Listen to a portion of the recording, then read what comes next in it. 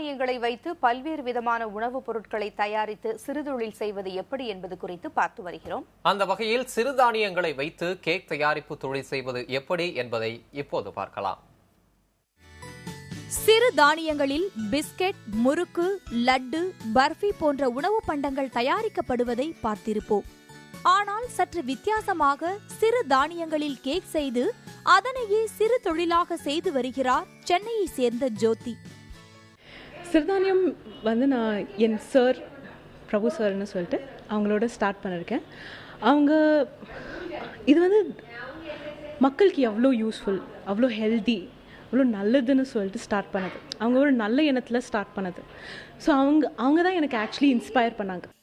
மைதா, முட்டை, மைக்ரோவேவ் அவன் இல்லாமல் சாதாரண கேக் செய்வதே சிரமம் என்பவர்களுக்கு மத்தியில் குக்கரில் சிறுதானிய கேக் தயாரிப்பது எளிது என்கிறார் இவர்.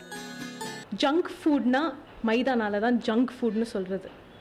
இது பார்த்திங்கன்னா பசங்க, பெரியவங்க, லைக் ஈவன் டயபெட்டிக் பேஷண்ட் ஓரளவுக்கு சாப்பிட்லாம்.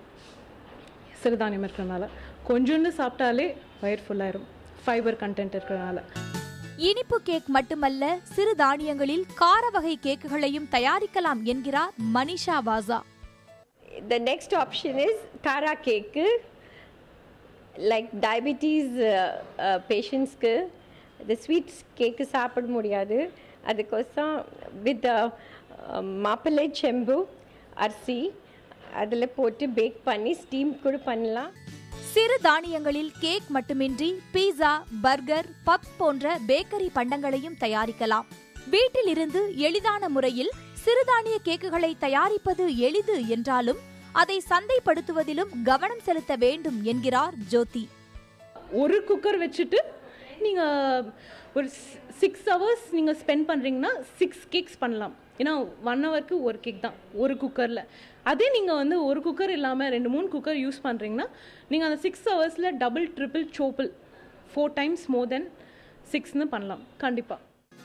சிறுதானிய கேக் தயாரிப்பதற்கான மூலப்பொருட்கள் இயற்கை விளைபொருட்கள் விற்பனை மையங்களில் கிடைப்பதாகவும், கேக் விற்பனையை தொழிலாக மேற்கொள்ள நினைப்பவர்கள் ஆரம்பத்தில் 150 ரூபாய் முதலீட்டை கொண்டு கேக் தயாரித்தாலே போதுமானது என்பதும் ஜோதியின் ஆலோசனை.